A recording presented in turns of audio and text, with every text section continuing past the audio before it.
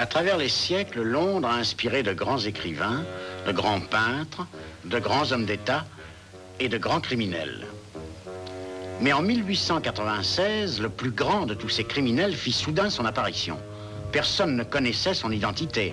Il ne laissait jamais de traces derrière lui et Londres tout entier attendait avec angoisse le moment où il allait de nouveau frapper avec une folle audace et une réussite terrifiante.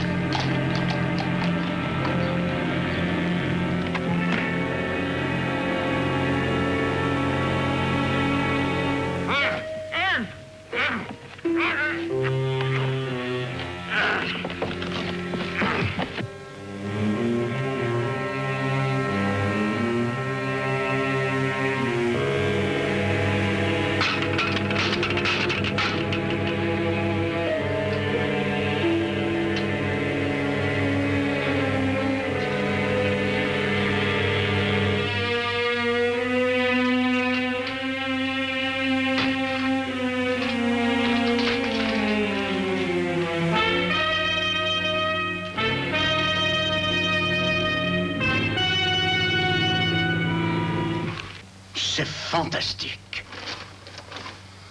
Absolument fantastique. Tout d'abord, le son en or du château d'Édimbourg, ensuite des dossiers secrets à l'Amirauté, et maintenant les bijoux de la reine Elisabeth. Mais enfin, qu'est-ce que Scotland Yard attend? Je sais pas.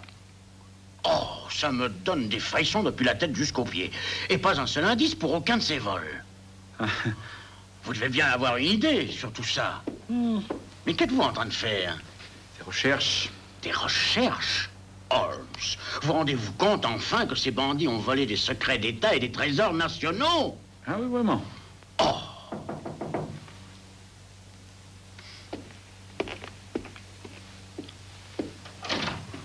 Ah, bonjour Lestrade, entrez donc. Bonjour, Dr. Watson. Holmes est ici? Mais il est ici, mais c'est exactement comme s'il n'y était pas. Je vous trouve enfin, Holmes. Ah, bonjour Lestrade, vous êtes matinal. Vous seriez matinal, vous aussi, si vous aviez toutes les personnalités de Londres à vos trousses du matin jusqu'au soir. Oui, je pense que ça doit rendre le sommeil assez difficile, bien sûr. Holmes, j'irai droit au but. J'ai besoin de vous. Ah oui? C'est au sujet de ces vols extraordinaires. Le gouvernement s'en prend à nous. Ce voleur et sa bande se moquent de tous les pièges que nous leur tendons. Et le haut-commissaire demande des résultats. Je comprends. Votre position est compromise et vous voulez la rétablir.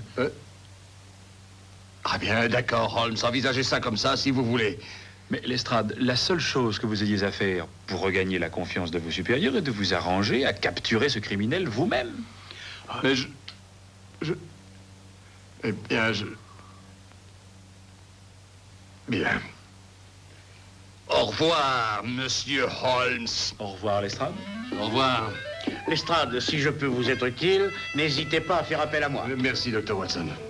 Au revoir. Au revoir.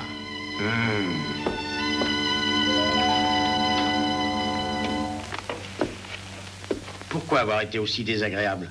Il n'était venu que pour vous demander de l'aider. C'est le travail du Yard de régler cette affaire. Et de plus, je n'ai pas envie de l'aider.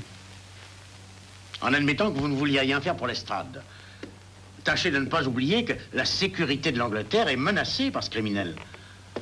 Oui, je sais que vous êtes débordé, Holmes, mais vous ne semblez pas réaliser que... C'est un mélange très spécial, Watson. Vous ne l'aimeriez pas. Oh, excusez-moi, Watson. Je ne voulais pas vous vexer. Ah, mais pas du tout, je suis seulement un peu surpris. Je m'excuse. Sincèrement. Je crois que je vais aller faire un petit tour, histoire de prendre l'air. Ah, très bien. Allez-y, Watson. Et bonne promenade.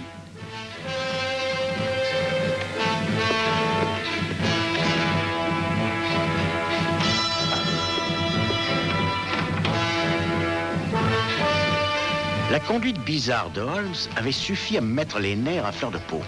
Mais maintenant, c'était de l'angoisse que j'éprouvais, car j'avais vu quelque chose de curieux. Du moins, je pensais avoir vu quelque chose. Peut-être étais-je victime de mon imagination, de mes nerfs, mais j'aurais pu jurer qu'au milieu du tabac, dans le pot, il y avait un collier de diamants.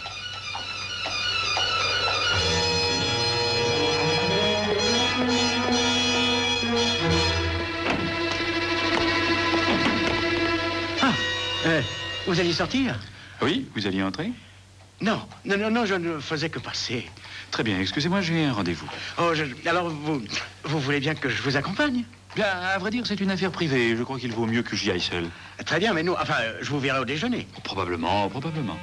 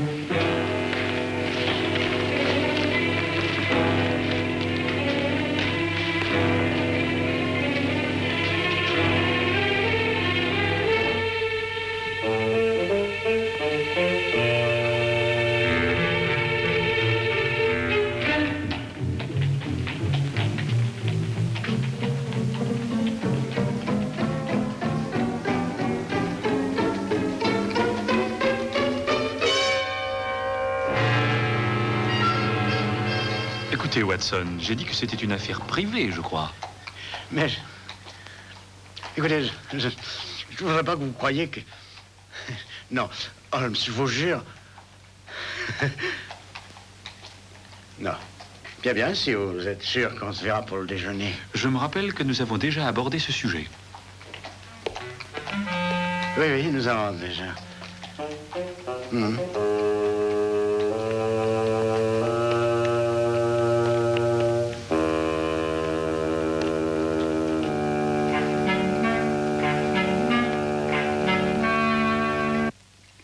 À mon retour, il eut la bonté d'oublier l'incident de la matinée, ou du moins de faire semblant de l'avoir oublié. Merci, Watson. Maintenant, j'espère que vous m'excuserez si je prends mon café sur le bureau. J'ai plusieurs choses à examiner rapidement. Non, bien sûr, mon vieux, allez-y. Merci. La seule allusion qu'il y fit fut une remarque sur un autre rendez-vous personnel qu'il avait l'après-midi.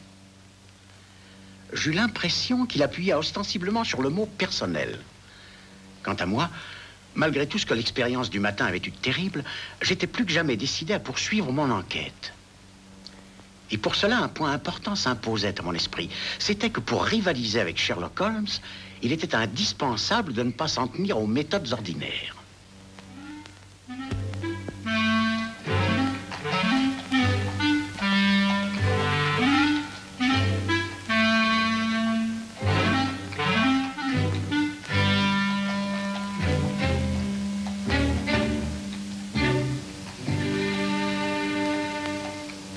À la gare de Charing Cross. Je regrette, monsieur, je suis déjà retenu. Le Castan tient, je double votre prix. Oh, je suis désolé, mais je vous l'ai dit, je ne suis pas libre. Mais voyons, je suis en train d'enlever Melinda et nous n'avons que le temps. Je suis vraiment désolé, jeune homme. Je triple votre prix. Pour la 3e et dernière fois, jeune homme, je vous dis que non, enlevez Melinda dans un autre fiacre. Ah, personne ne nous comprend, ni votre père, ni ma mère, ni cet imbécile. Venez, Melinda, nous combattrons le monde tout entier. Mais nous lui prouverons notre amour.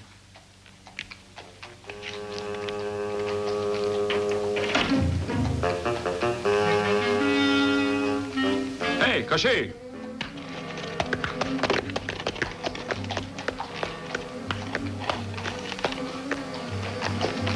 Conduisez-moi au 60... Mais au nom du ciel, qu'est-ce que vous faites ici? Monsieur, c'est là que les fiacres ont l'habitude de stationner. Non, réellement, Watson. Je m'excuse, monsieur, mais vous devez faire erreur, monsieur. Mon nom, c'est gelé, monsieur. Ah, eh bien, c'est gelé. Pourrais-je vous donner un petit conseil? Les coins de votre barbe auraient besoin d'être réparés. Je suis douloureusement surpris de votre conduite.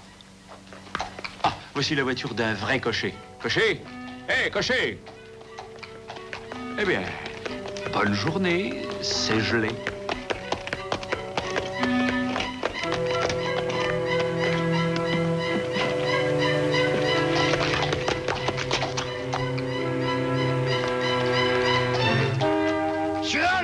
Monsieur Holmes! Monsieur Holmes, attendez, Monsieur Holmes! Est-ce que votre fiacre est libre? Oui, monsieur. Bon, 68 Bleak Street, et tâchez de vous grouiller, hein. Faut que je rattrape le monsieur qui vient de partir, là. Entendu, 68 Bleak Street, c'est comme si on y était.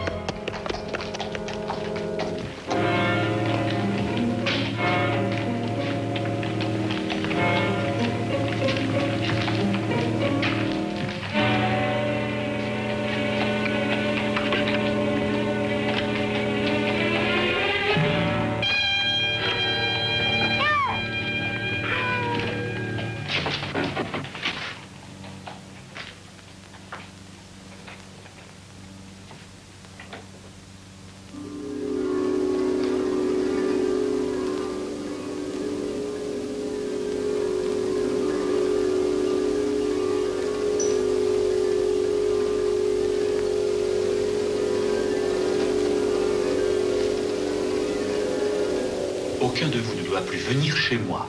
Mais je pensais que vous vouliez jeter un coup d'œil sur ces plans avant notre réunion, monsieur Holmes. S'il y a eu des Ce sont là des changements de fait. difficultés qui n'ont rien de sérieux. Ah, vous, Miss Holmes, Oui, monsieur Holmes. je veux que vous fassiez 15 pas à droite et 10 pas à gauche. N'oubliez jamais que la qualité essentielle pour être un bon voleur, c'est de savoir prévoir. Et d'après tous les journaux, nous sommes les voleurs les plus brillants que l'Angleterre ait jamais connus.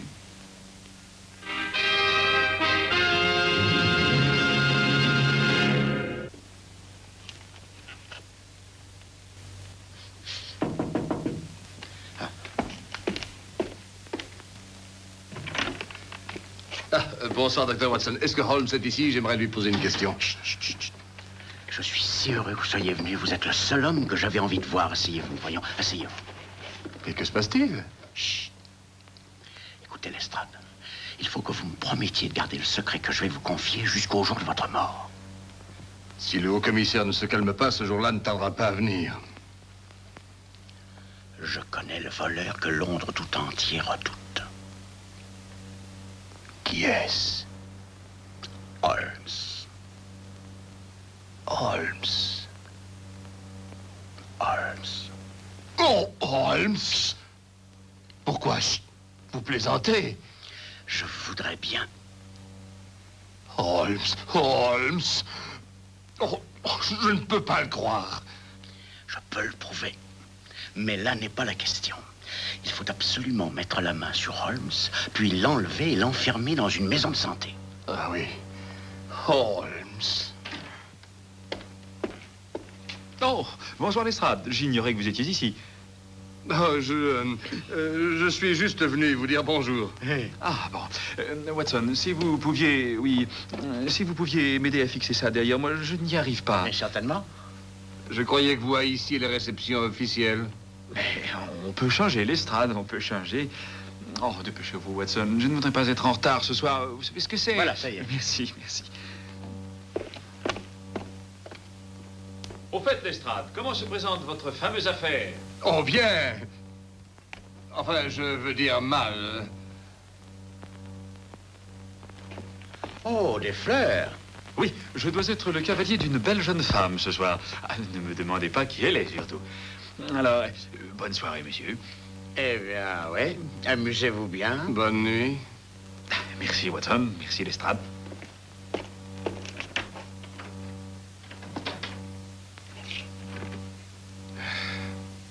Si nous savions seulement ce qu'il compte faire. Tâchons de réfléchir comme Holmes l'aurait fait. Je veux dire, quand il était normal. Ouais. D'abord, je trouve que la tenue de soirée est bizarre. Oh, il est invité à une réception ayant lieu chez le ministre des Affaires étrangères. Ça expliquerait la tenue. Oui, mais à l'ordinaire, il n'est pas du tout amateur de ce genre de réjouissance. Par conséquent, il doit avoir une raison spéciale pour y aller ce soir. Peut-être bien que... Oui. Oui?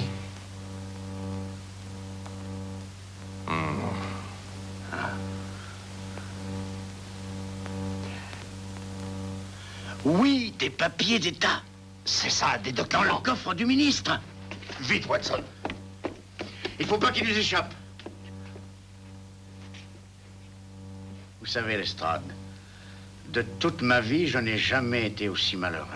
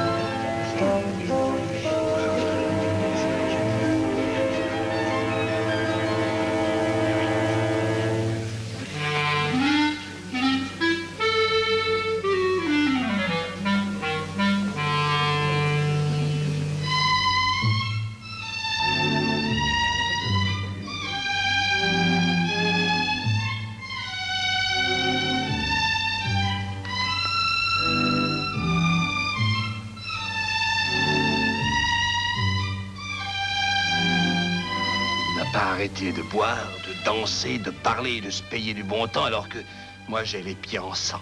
Oui. Où est-ce que le ministre a son coffre? Dans son bureau? Nous ferons bien d'y aller immédiatement et d'être prêts à toute éventualité. Le danger va être plus grand maintenant que la soirée tire à sa fin. Vous avez raison, allons-y.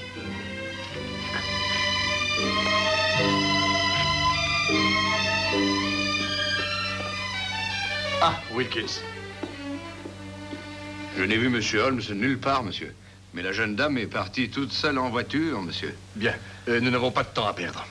Dr. Watson. Oui? Vous allez vous cacher derrière ce rideau. Et, Wilkins, vous, attendez ici. Dans ce réduit. Je veux que vous y restiez jusqu'au moment où nous aurons besoin de vous. Oui, monsieur. Moi, je vais rester dans le hall. Nous aurons Holmes, quoi qu'il tente de faire. Entendez. Bien.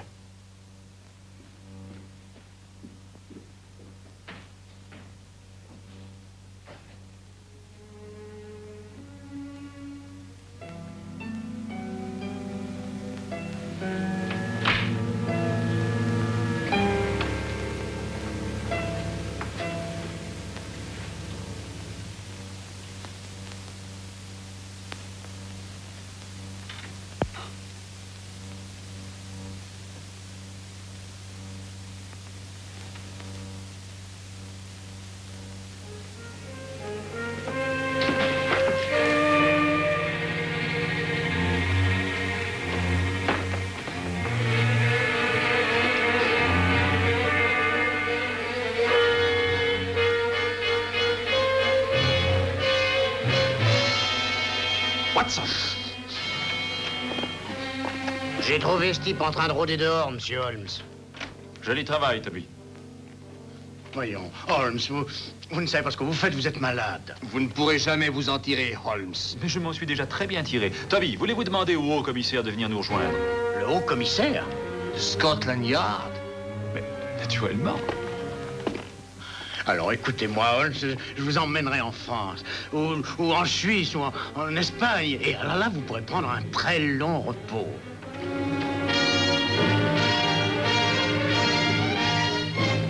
Et voilà, commissaire. Très beau travail, monsieur Holmes. Splendide.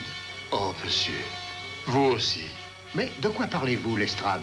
Et ne restez pas les mains en l'air. Vous n'êtes pas en danger.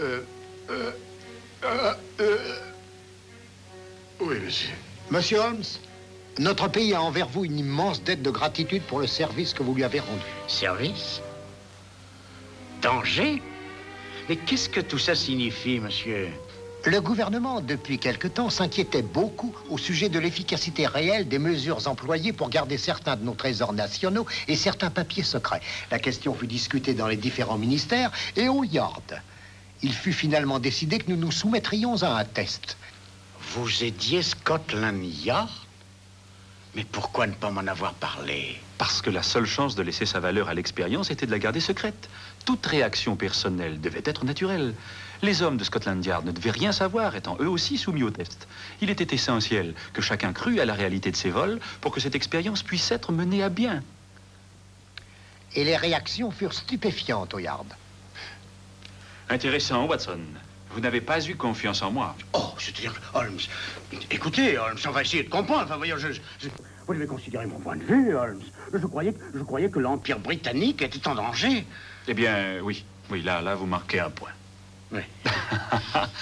Alors, venez, c'est gelé. Quoi? Oh, non, non, non. C'est gelé.